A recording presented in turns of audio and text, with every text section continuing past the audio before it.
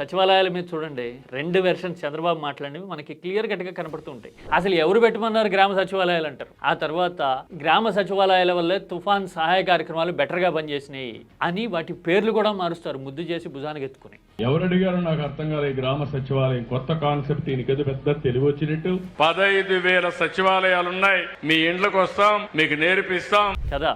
అంటే ప్రతి విషయంలోనూ ఇలాంటి విధానాలే మనకి కనపడుతూ ఉంటాయి. అంటే రాజకీయపరమైన, విధానపరమైన, పరిపాలనాపరమైన, ఆర్థికపరమైన ఇలా ఏదైనా సరే 2 వెర్షన్స్ కనపడుతున్నప్పుడు వాటిని అర్థమయ్యేలాగా జనానికి చేరవేస్తే, వివరిస్తే, కన్వే చేయగలిగితే రాజకీయ మాడ్యూల్ అంటే అర్థమైపోతుంది కదా. మీరు ప్రత్యేకించి ఎఫర్ట్స్ పెట్టి ఖండించాల్సిన పని లేదు, కొత్తగా ఏదో చేయాల్సిన అవసరం కూడా అంతగా పడదు. ఎందుకంటే చంద్రబాబు సిచ్యువేషన్ బట్టి ఎలా మాట్లాడతారు అని చెప్పడానికి ఇవే కళ్ళ ముందు కనిపిస్తున్న ఆధారాలు కదా. మరి హామీల విషయంలో అయినా, పనితీరు విషయంలో అయినా, ప్రత్యర్థుల విషయంలో అయినా సమయాన్ని బట్టి, అడ్వాంటేజ్ని బట్టి ఇదిగో ఇలా మాట్లాడారు చంద్రబాబు అనే విషయాన్ని చూపిస్తే గనక ప్రజలకు వచ్చే క్లారిటీ ఉంటుంది చూసారా, అది తిరుగులేంది.